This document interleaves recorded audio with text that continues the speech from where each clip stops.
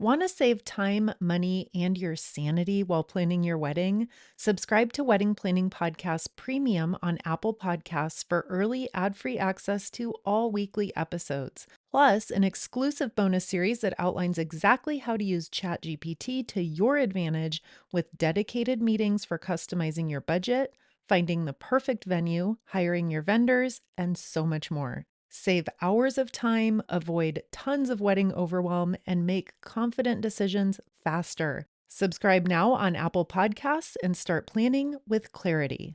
Enjoy the show. Why, hello there, and welcome to today's episode of the Wedding Planning Podcast, all about your wedding ceremony. We have a lot to cover today, and I can't wait to share it with you.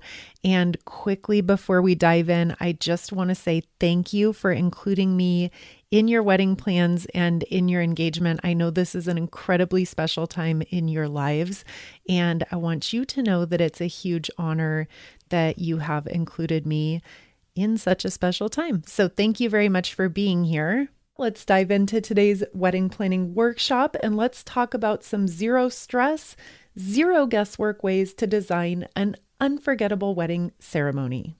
Your wedding ceremony is literally the entire reason why you're having a wedding in the first place. And today in this episode, we're going to cover a lot, including the ceremony flow of events. And I have all the traditional things plus some offbeat ideas for you to personalize it. We're also going to touch on finding your officiant.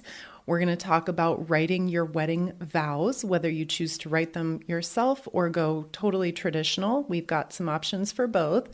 And finally, we're going to touch on some really unique ways that you can incorporate meaning and personality into your wedding ceremony.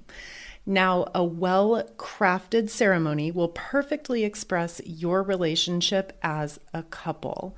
It should communicate and make your guests understand exactly why they are there at your wedding to bless your union. And the ceremony can address your past, your present, and your future as a couple. So we can be serious, we can be lighthearted, traditional, or a mix of all three.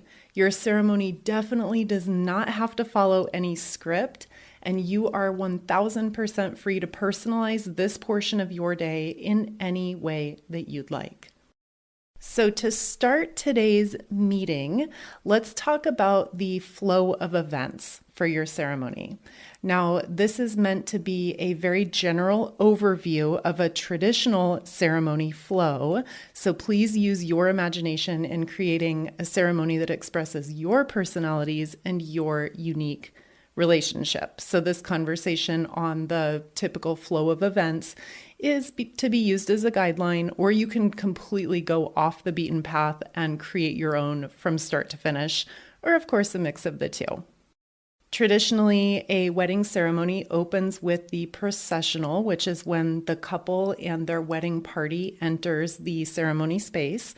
Typically, the couple will come out separately, escorted by a parent or a loved one. I get a ton of questions about who should walk me down the aisle in terms of our blended families and unique relationships with our family members. That looks very different from couple to couple. So the traditional model is that the bride is escorted down by her father, the groom escorted down by his mother. But again, any variation of that works for you and your relationships is perfectly fine. There is no right or wrong answer for who should walk you down the aisle. And closing point on that, it definitely doesn't need to be just one person.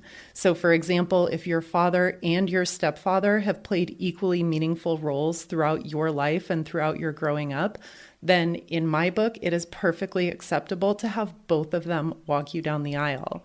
And then last thing I'll mention here, because this is a point that comes up so much, if you are torn between who should do this honor, or you're maybe just thinking, I would rather walk down by myself, that's fine too. Nobody has to escort you down. So for the processional, who walks who down the aisle and in what order, that's all an entirely personal decision, and there's absolutely no right or wrong way of doing it.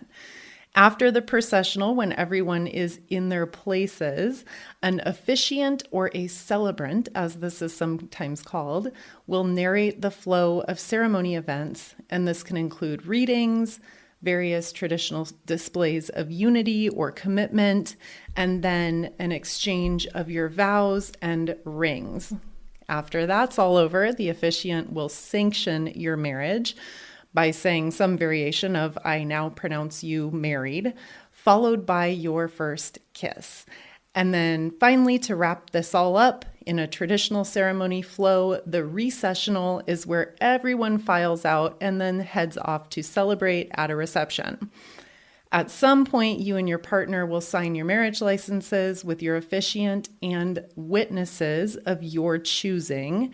Traditionally, this would be your maid of honor and your best man roles. But again, we have men of honor, we have best maids, we have all variations of these roles. So in the spirit of creativity, again, the witnesses to your signing your marriage license can be anyone you choose. Another really important element of your wedding ceremony is the music. Now, whether you go all out and hire a live string quartet or you stick with pre-recorded tunes playing from speakers, your ceremony intro and outro is a fantastic opportunity to set the stage for the journey that your guests are about to embark on with you throughout your entire wedding celebration. So think very carefully about the mood that you want to set as your ceremony opens. This could be very traditional. Everyone can hum the wedding processional tune in your head that's very traditional. It can be upbeat. It can be romantic and soft. It can be a modern song. And just reflect the mood that you want to create with that opening music selection. I really, really like using acoustic versions of your favorite songs and artists. Another variation that's really fun is to use a live version of a song that you love that maybe is slightly different than the recorded version that everyone might be used to. And whatever way you choose, I love picking a song or some songs that are really meaningful to you as a couple. Even if that looks like a song that is nowhere near a traditional wedding song, that's totally fine. So if you dance to Journey at the bar the first night you met, then find a fun acoustic rendition of that song and then explain the connection within your ceremony that you have to that song. Small touches like this are what make your ceremony uniquely you, and these are the things that your guests will connect with and remember. And of course, we can't have a conversation about your wedding ceremony without talking about your officiant. Your officiant is also often called a celebrant, and this is the person who performs the actual wedding or marriage ceremony. Now, if you're getting married very traditional in a church, this is likely going to be your pastor, your priest, reverend, or any other designated church official. If you are not getting married in a church, you have the option of hiring a professional officiant, or you can give this honor to a close friend or family member. This is a central piece of your wedding ceremony, and it's a really special way of honoring someone who has been really, really central in your lives. Now, officiants of the professional variety, they come in all different styles. And if you do choose to hire someone, then choosing someone who is compatible with you and your wedding day vision is absolutely critical. Coming up after a quick break, we're going to do a deep dive into creating your wedding vows, and we're also going to cover some additional ways to infuse personality into your wedding ceremony. I'll be back in just a minute. All right, welcome back, and thank you again for spending these few minutes with me this week. We have touched on the beginning parts of creating your wedding ceremony. So we touched in the first half of the show, we touched on the flow of events for your ceremony. We also talked about selecting really meaningful music that reflects you and your couple, and briefly covered hiring your officiant or designating a loved one to be your officiant. And now in the second half of the show, we have so much more goodness to get to, starting with your wedding vows. Now, wedding vows are very simply put the promises that you make to one another during your wedding ceremony. Very generally speaking, your wedding vows should make it clear why you're getting married and what it is you are committing to. You can start from scratch and completely write your own vows, or if you're looking for a little bit of a shortcut or a little help, you can take advantage of endless templates and outlines that are available online for writing your own vows. So when it comes to creating your vows, if writing and creative writing is not something that comes naturally to you, never fear. Writing your own vows does not have to feel like a completely impossible and intimidating task. Sitting down with a blank sheet of paper and spilling out your feelings is not always the easiest thing for everyone. But the good news is that there are plenty of templates that you can follow and really personalize by plugging in your specifics. And I will link to some examples of those in today's show notes so you can take a look at those when you have a hands-free moment.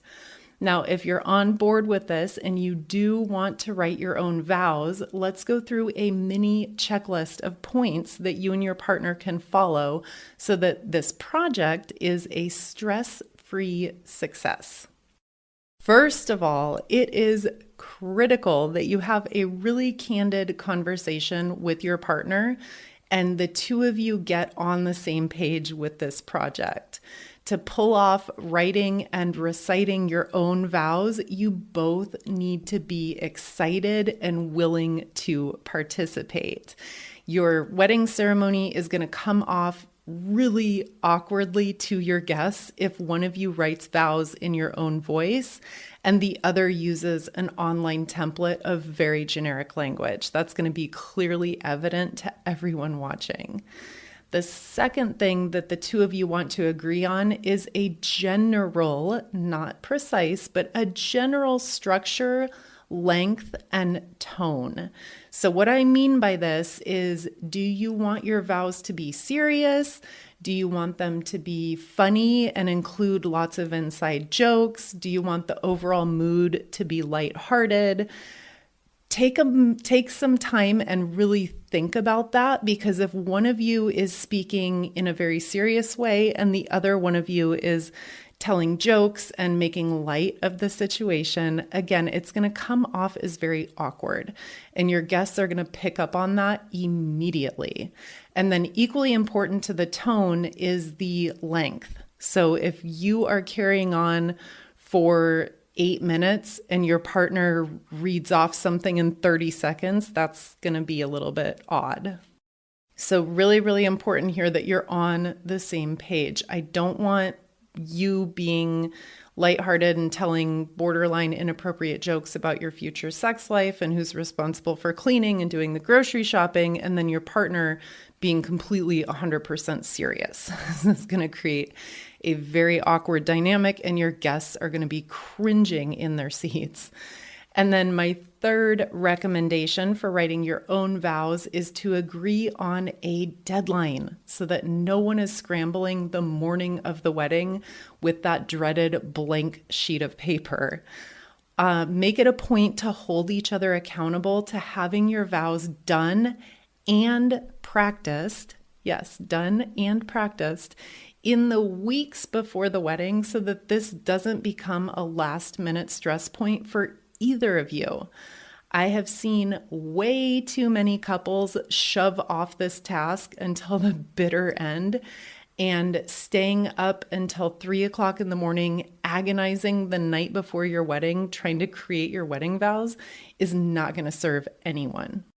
And last point here on writing your own vows, there is no need to memorize word by word or read from a script, although you certainly can do that if it takes the pressure off and it makes you feel more comfortable. Your vows are going to come across as much more natural and meaningful if they're just spoken in your natural voice, straight from your heart, and expressing your heartfelt feelings. So this is why, again, it's really important to have your ideas written out and practiced and rehearsed in the weeks before, because it just takes the pressure off you as you get closer to your wedding day. If that's something that makes you sweat bullets, the thought of trying to memorize things, and you're going to forget something and you'll be like a deer in the headlights during your ceremony, during that moment, then by all means, jot down a few things on a piece of paper and have that out to read during the ceremony. That's totally fine if that makes you feel more comfortable. I have linked to a wonderful resource for creating your wedding vows from our friends at A Practical Wedding, and you can find the link to that guide in today's show notes.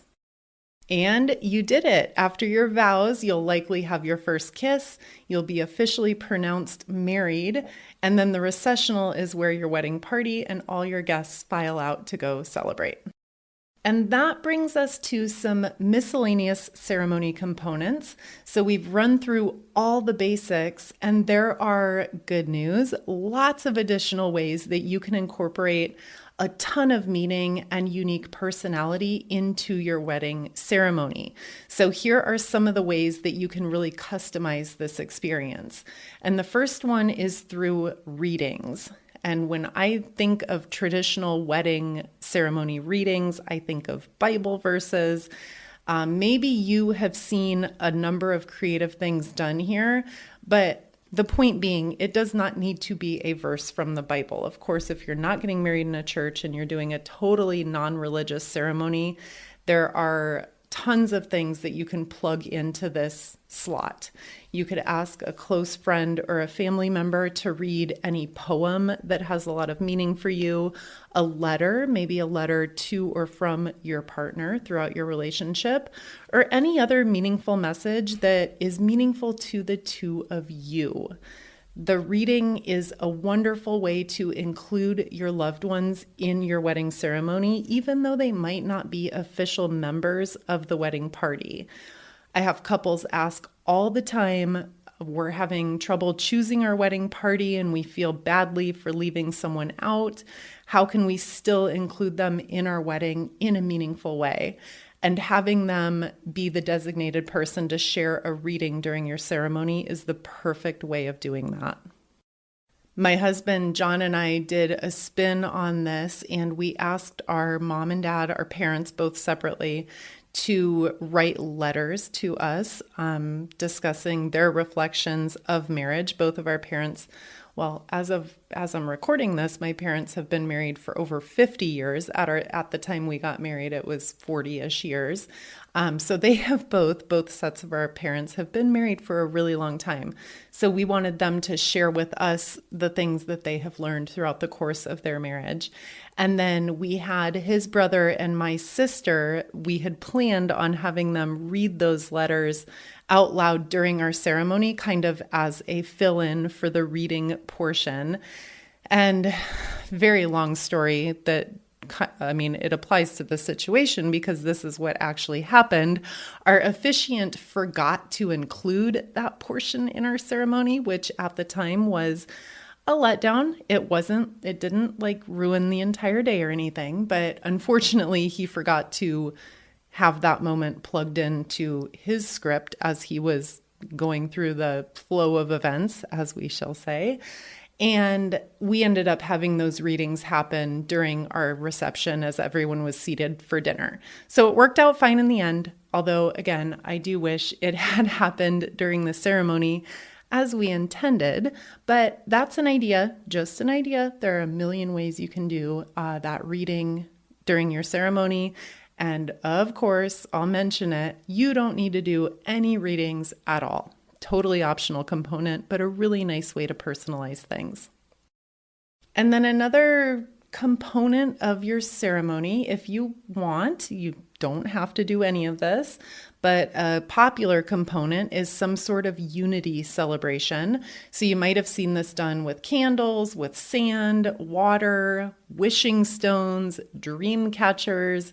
There are countless really imaginative ways to celebrate the union of two people in a unique ceremony element.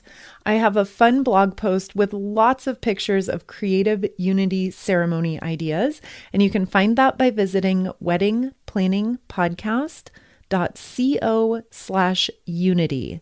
And I'll link to that in today's show notes as well. And I'll run through some of those creative ideas quickly here just so you can hear, an audio version. So I'm going to do my best first, my favorite, planting a tree together. How cute is that? So this couple planted an actual tree during their ceremony and then they watered it together. So it's their unity tree. I think that's really, really sweet. Another one is layering earth from all the places you've been together and separately. So stones you've found, special shells, sea glass, sand dollars, anything that the two of you have collected from your travels, layering that in a glass jar together and then having it be a memento of your ceremony is really cute. Unity terrarium, which is the glass, it's like an aquarium, but with plants inside of it. So this couple in the photo on the blog post, they did this with succulents. They planted succulents together. Again, really sweet memento of your day. We have some Lego lovers who made a Unity Lego statue. Very cute. You could customize that with a ton of different colors. Layering sand is a very traditional one, and you can use any color, glitter, whatever you like, and go ahead and do the old-fashioned kind of traditional sand ceremony. And a braiding ceremony. That's always a nice one. Okay, I'll do a couple more here. Oh, cute. This couple did a wedding peanut butter and jelly sandwich. You're the peanut butter to my jelly, and they slapped together the sandwich during their ceremony. And then last one is a unity tequila shot with all of your guests. This idea came, it didn't come from them necessarily, but we have close family friends, Kate and Alan, and when they got married, every guest took a shot of Patron. So that was very lighthearted, very non-traditional, and a very fun way to celebrate their ceremony and head into the reception. Okay, and then completely switching gears to a much more serious topic, which is how can we honor loved ones who have passed and can't physically be a part of our wedding celebration. This is a really, really special way, again, to honor your loved ones and to put a touch point of meaning into your ceremony. And I love doing a reference to your loved ones who have passed away. This can be done as simply as marking empty seats with their name and a small flower. It could be a dedicated reading that is dedicated to that loved one, or you can make a table full of messages and photos of you together that's honoring those who can't be there physically. Pinterest is a great resource for inspiration when it comes to these kind of little off-the-wall, quirky wedding elements. So if you try a search on Pinterest for honoring past loved ones at wedding, you'll come up with a ton of really, really creative ideas, some of which you never may have thought of before. And then same goes for the last thing we'll touch on is ceremony programs and ceremony signage. Unique ceremony programs are a fun touch. They are by no means necessary. So if you are scaling way back on stationery and printed goods, please do not feel like you have to have a printed wedding ceremony program. Totally optional. Same goes with signage. So a sign that has your names on it. I mean, these can be really elaborate and really beautiful. And what comes with that a lot of times is a really hefty price tag. So you can, as with anything wedding related, you can spend as little or as much as you want on really elaborate wedding signage. If budget is a concern, then this can all be done very affordably on your own for little to no money. And of course, again, skip it altogether if it's something you don't even want to think about. For lots of ideas and inspiration in terms of programs, signs, ceremony archways, all of those beautiful extras, head over to good old trusty Pinterest.com and try a search for creative wedding ceremony programs or DIY wedding signs or wedding archway, and you'll get a ton of ideas and a ton of really solid inspiration. Now, that is what I would call a jam-packed show. And there you have it. That's everything I have that you will need to design an unforgettable, meaningful wedding ceremony. Thank you so much as always for being here with me. And we will talk again next week, same time, same place.